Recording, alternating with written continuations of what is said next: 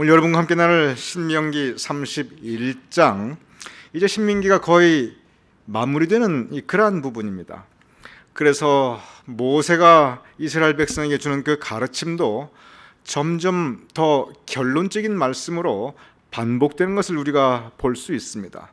다시 한번 그 배경 말씀드립니다. 여러분 들었습니다. 신명기 전체는 가나안 땅에 들어가기 직전에 요단강가에서 이제 저 강만 지나가면 가나안인데, 그 땅을 바라보면서, 즉 미래의 삶을 내다보면서, 그리고 지난 40년 광야길을 돌아보면서 모세가 주는 마지막 교훈입니다.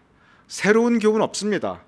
이미 출애굽기, 민수기, 레위기에 나타나 있었던 그 율법을 다시 반복해서 들려주십니다. 그래서 거듭신 다시 하나님의 명령을, 율법을 펼쳐주는 그것이 신명기입니다. 이 삶의, 그리고 이 신명기의 배경은 지금 이제 앞으로 곧 새로운 땅에서 새로운 삶이 펼쳐집니다. 그런데 이것이 모든 것이 보장되어 있는 것이 아니에요. 젖과 꿀이 흐르 약속에 따르지만 그곳에 가면 모든 것이 다 아름답고 순조로울 것이다, 그거 아닙니다.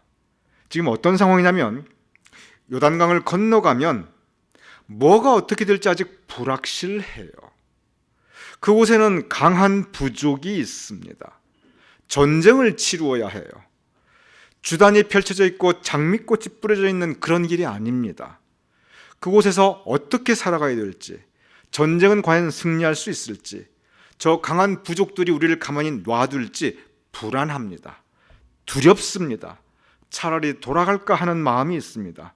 바로 이 상황에서 주시는 말씀이 이 신명기 31장의 말씀입니다. 보도록 하겠습니다. 신명기 31장 3절, 여러분께서 한번 읽어주시기 바랍니다. 시작.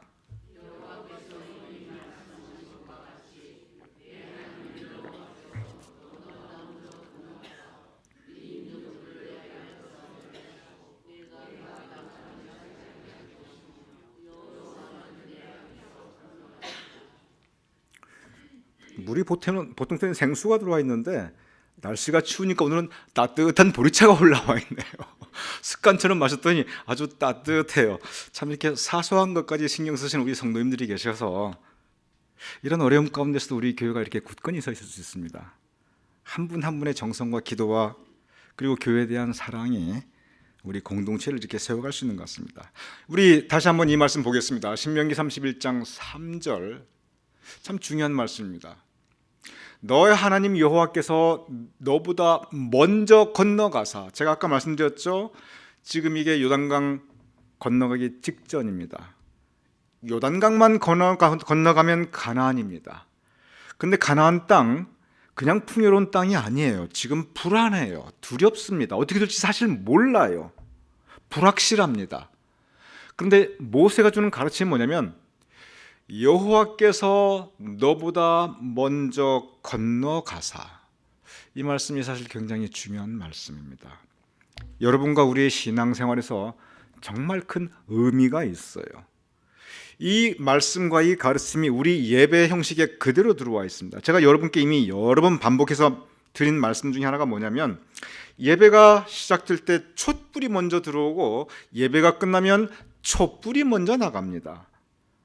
물론 이제 수예배, 대예배는 그 부분이 생략이 됩니다. 하지만 대예배 때는 우리가 촛불 점화의 시간이 있어요. 그 의미가 뭐냐면, 끝날 때 제사장보다 촛불이 먼저 나가는 이유가 뭐냐면, 예배가 끝나면 우리는 세상을 향해 나아갑니다. 우리 삶의 자리로. 여러분과 저가 살아나고 있는 그 삶의 자리, 각 가정으로, 각 직장으로, 또는 각 동네로, 우리의 삶의 현장으로 나가게 되는데, 우리가 나가기 전에 하나님께서 먼저 앞서가신다는 의미입니다. 바로 저 대목입니다. 여호와께서 너보다 먼저 건너가사, 하나님께서 우리 앞으로 먼저 가셔서 우리를 인도해 주시고 우리는 따라간다는 겁니다. 그런데 하나님께서 먼저 건너가서 무슨 일을 하시냐면, 이 민족을 내 앞에서 멸하시고 그 이방 민족을 멸해 주시고 싸워 주시고 너가 그 땅을 차지하게 할 것이며, 그리고 여호수아 새로운 지도자는 너 앞에서 건너갈지라. 여기서 우리 한번 생각해 보시기 바랍니다. 여기서 말씀하는 것은 뭐냐면은, 신뢰입니다. 하나님께서 우리와 함께 하신다. 우리가 예배드리는 하나님께서 하늘 보좌에서 우리의 예배를 받아주시고 우리가 올려드리는 영광 받아주시고 거기서 끝나는 것이 아니라 하나님께서 우리와 함께 하시고 그리고 우리 앞서 가신다. 어디로? 그 두렵고 불안한 땅으로. 어디로? 어떻게 될지 모르는 그 불확실한 삶의 자리로. 그리고 우리를 위해 싸워주신다. 계속 이어집니다. 31장 6절입니다. 여러분, 이 부분이 굉장히 중요한 부분입니다. 신명기 전체뿐만 아니라 우리 신앙 전체를 흐르는 그러한 믿음의 내용입니다. 같이 읽어보시죠. 시작. 너희는 강하고 담대하라. 두려워하지 말라. 그들 앞에서 떨지 말라. 이는 내 하나님 여호와가 그가 너와 함께 가시며 결코 너를 떠나지 아니하시며 버리지 아니할 것이라. 신뢰입니다. 믿음입니다. 여호와가 너와 함께 하시며, 임마누엘, 하나님께서 우리와 함께 하시다. 결코 너를 떠나지 아니하시며, 결코라는 말에 여러분 한번 방점을 찍어 보시기 바랍니다. 잠깐 하나님께서 떠나가시는 것처럼 그렇게 느껴질 때 있습니다. 실제로 하나님께서 우리를 잠깐 떠나 계실 때 있어요. 심지어 하나님께서 우리를 치실 때 있습니다. 성경을 보면은 하나님께서 우리를 홀로 버려두실 때 분명히 있어요. 버려두시는 것까지는 괜찮은데 치실 때도 있어요. 그런데 문제는 뭐냐면 결코 끝까지 결국 궁극적으로 보면 하나님께서 우리 버리지 아니하신다는 말씀입니다. 그러니 강하고 담대하라. 두려워하지 말라. 세상만을 바라보면 강 건너 누가 살고 있는가 그 현실을 바라보면 두려워할 수밖에 없어요. 떨 수밖에 없어요. 그 상황에서 이게 지금 수사학, 그냥 말을 아주 문학적으로 하는 게 아니에요. 현실을 보면, 세상을 보면 두려워할 수밖에 없고 떨 수밖에 없어요.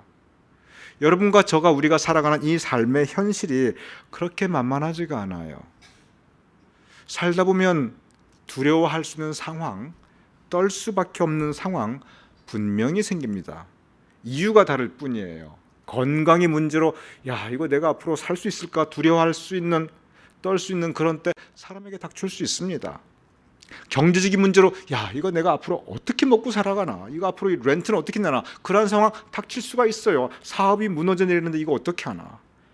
자식 문제로 두려워하고 떨 수 있는 그런 상황 생길 수 있어요. 교회도 마찬가지예요. 이러다가 교회가 존립이라도 할 수 있을까 두려워하고 떨 수 있는 상황 있을 수 있습니다. 세상이 저렇게 되어 있어요. 가나안 땅이 약속의 땅이고 풍요로운 땅이고 축복의 땅인데 아니에요. 두려운 땅입니다. 그곳은 떨 수 있는 땅이에요. 우리가 살아가는 삶의 현실이 저렇습니다. 바로 그러한 우리에게 주시는 하나님의 말씀은 너희는 강하고 담대하라. 왜? 하나님께서 함께 하시니. 하나님께서 결코 너를 떠나지 아니하시며 결코 너를 버리지 아니하시라. 귀한 믿음입니다. 이 말씀을 믿으시기 바랍니다. 이 믿음이 있어야 우리가 세상을 향해 나아갈 수 있습니다. 예배 끝날 때마다 우리가 가는 곳은 친교실이 아니라 사실은 세상이에요. 예배 끝나고 잠깐 우리 친구 나누고 어디로 가냐면 세상을 향해 가는 거예요. 그게 예배의 의미예요. 세상이 저렇게 두려운 곳입니다. 떨 수 있는 곳이에요. 그래서 촛불은 하나님의 임재를 의미하는 것인데, 그래서 촛불이 먼저 나가는 거예요. 하나님께서 우리와 앞서 가신다. 위에서 싸워주신다. 그럼 여러분 한 가지 제가 여쭈어 보겠습니다. 저렇게 하나님께서 함께 하시니, 저렇게 하나님께서 결코 버리지 아니하시니, 그리고 성경에 보면 아까 3절에 보면 하나님께서 우리를 위해 싸워주신다고 그랬거든요. 이 민족들을 내 앞에서 멸하시고 땅을 차지하게 하시고. 그러면 저 말씀이, 여러분 중요한 질문 하나 드리도록 하겠습니다. 저 말씀이 그러면 하나님께서 다 해주시는구나, 싸움도 하나님께서 다 해주시고 걱정, 근심, 염려 하나님께서 다 없애주시고 나는 그냥 땡큐 하고 입만 벌리고 있으면 되는구나, 이게 이 가르침인가?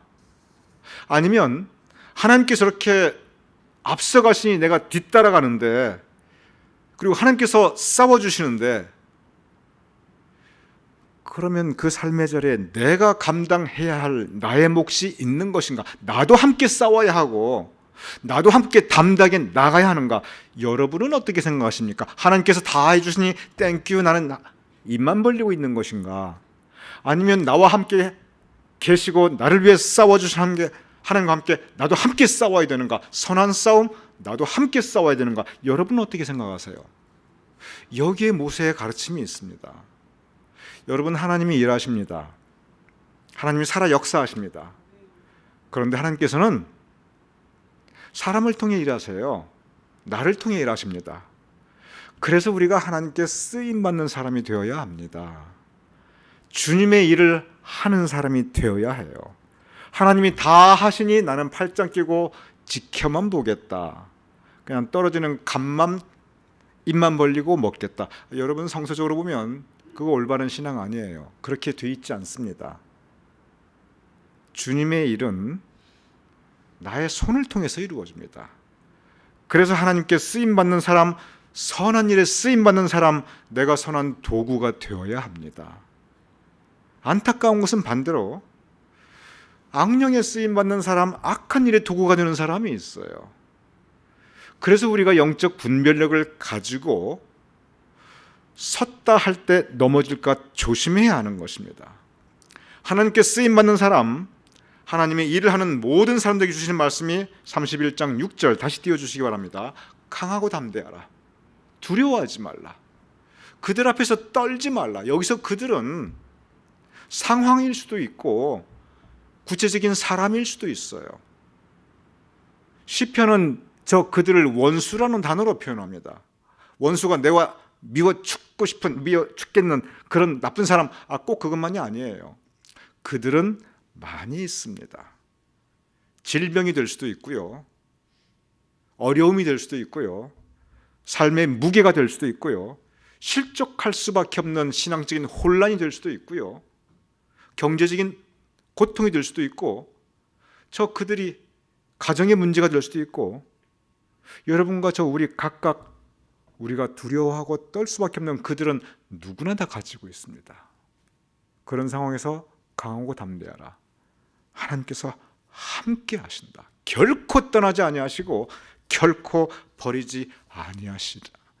여러분, 믿으시기 바랍니다. 이 믿음이 있어야 우리가 살아갈 수 있습니다. 이 믿음이 없으면 우리는 무너지게 돼요. 요단강만 지나가면 가나안 땅인데 모든 것이 다 잘 되겠지. 물론 그렇지요. 그러나 하나님께서 다 해주시고 나는 그냥 아닙니다. 우리가 같이 가고 같이 싸우고 같이 땀 흘리고 그리고 같이 일해야 합니다. 하나님의 뜻은 사람의 손을, 구체적으로 여러분과 우리의 손을 통해서 이루어집니다. 저의 목회를 보면 그런 순간이 더러더러 있었습니다. 세상을 바라보면, 다시 한번 띄워주세요. 그 말씀 31장 6절. 세상을 바라보면 두려워할 수밖에 없는 상황이 있을 수 있습니다. 사람을 보면 떨 수밖에 없는 그런 상황이 있을 수가 있어요. 근데 그때가 더 하나님 볼 때입니다. 하나님을 보아야 강하고 담대할 수 있고 세상을 이길 수가 있어요. 그것은 여러분도 마찬가지입니다. 여러분의 인생살이 바로 그러한 때 우리에게 주신 말씀, 강하고 담대하라. 모세가 이스라엘 백성에게 이 교훈을 주고 있습니다. 막상 모세는 들어가지 못합니다. 모세의 뒤를 이어 여호수아가 그의 일을 대신하게 됩니다. 여호수아에게 바로 이 가르침을 줍니다. 31장 23절입니다. 여러분 같이 읽어보시죠. 시작. 여호와께서 또 눈의 아들 여호수아에게 명령하여 이르시되 너는 이스라엘 자손들을 인도하여 내가 그들에게 맹세한 땅으로 들어가게 하리니 강하고 담대하라. 내가 너와 함께 하리라 하시니라. 하나님의 말씀은 동일합니다. 강하고 담대하라. 내가 너와 함께 하리라 하시니라. 이스라엘 백성이 강한 백성입니까? 아니에요. 노예 백성이에요. 군사 훈련을 받아본 적이 없는 백성입니다. 그리고 지난 40년 광야에서 유랑 생활하던 정말 방랑자 같은 힘 없는 사람이에요. 이스라엘 백성들이 담대한 사람들이니까 아니에요. 무슨 일 있으면 도망가는 사람이에요. 그러한 사람들에게 주시는 말씀은 강하고 담대하라. 그들이 강하기 때문이 아닙니다. 그들이 담대하기 때문이 아닙니다. 하나님이 함께 하시니 내가 너와 함께 하리라. 바로 이 말씀 때문에 약한 사람이 강할 수 있고, 그리고 두려움에 떠는 사람도 담대할 수 있습니다. 여러분이나 저나 어쩌면 뭐가 그렇게 강한 사람들입니까? 여러분이나 저나 연약한 존재들입니다. 여러분이나 저나 불안해하고 두려움 많은 사람들이에요. 그러기에 힘이 필요합니다. 우리가 스스로 강하고 스스로 담대하다면 하나님이 왜 필요해요? 우리 능력으로 다 할 수 있지. 우리가 못하니까, 우리가 부족하니까, 우리가 연약하니까, 그리고 우리가 때로 두려워하고 떠는 나약한 존재들이기 때문에, 그래서 하나님 바로 내가 너와 함께하리라, 이 믿음이 우리에게 필요한 것입니다. 이 믿음 가지고 정말 세상을 향해 나아가며 세상에 승리할 수 있는 여러분이 되실 것을 주님의 이름으로 축원합니다. 모세의 관심 언제나 동일합니다. 31장 28절입니다. 제가 읽어보겠습니다. 너희 지파 모든 장로와 관리들을 내 앞에 모으라. 내가 이 말씀을 그들의 귀에 들려주고, 이 말씀은 율법의 말씀입니다. 특별히 말씀 따라 살자, 그 말씀이에요. 내가 그들에게 하늘과 땅을 증거로 삼느라. 신명기에 계속 반복되는 가르침은 말씀 따라 살자, 순종하자. 말씀에 순종하면 우리가 복받고 생명의 길로 들어서고, 말씀에 불순종하면 우리가 하나님의 진노를 받고 그리고 심판받을 수 있다. 그러니 우리 겸손하자, 그러니 우리 순종하자. 이 말씀을 그들의 귀에 들려주고, 그리고 하늘과 땅을 증거로 삼으리라. 이 말씀 영원히 불변한다. 그렇습니다. 우리가 하나님과 사람 앞에 겸손하고, 그리고 하나님 말씀에 순종해야 합니다. 하나님 말씀에 순종할 때 하나님께서 우리에게 복 내려 주십니다. 그리고 우리가 지금까지 살아보아서 알지만, 하나님 말씀이 참 이게 잘 이해가 안 된다, 그런 말씀도 있어요. 우리 옛말에 어른이 소금가마를 쥐고 물에 들어가라 그러면 들어가라, 들어가지 말라? 그래도 들어가라는 말이 있죠. 그냥 따르라는 말입니다. 마찬가지예요. 하나님 말씀이 때로 우리에게 이해가 안 되고 걸림돌이 된다 할지라도 하나님 말씀에는 그저 순종하는 것이 좋습니다. 그것이 결과적으로 좋아요. 그래서 하나님 말씀에 순종하며 그 말씀 따라 살 수 있는 저와 여러분이 될 수 있기를 주님의 이름으로 축원합니다.